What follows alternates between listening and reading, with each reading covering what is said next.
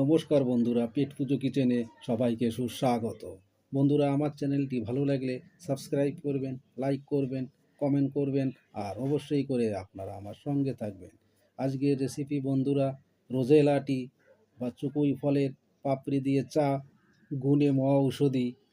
বন্ধুরা, চুকুই গাছ খুব সহজে বাড়ির ছাদে বা যে কোনো টবে লাগানো যায়।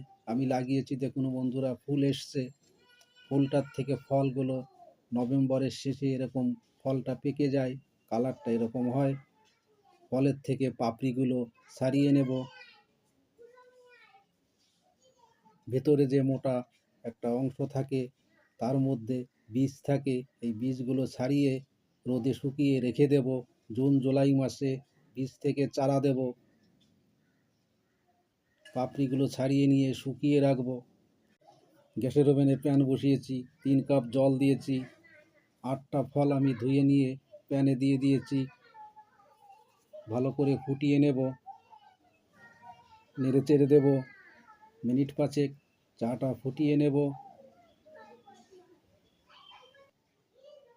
হয়ে এসছে, চাটা চেকে নেব।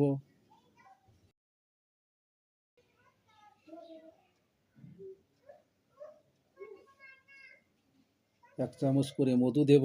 আপনারা চাইলে চিনিও দিতে পারেন, হালকা টক ভাব লাগবে স্বাদে। বন্ধুরা, রোজেলা টি গুণে মহা ঔষধি, খুব সহজেই বানানো যায়।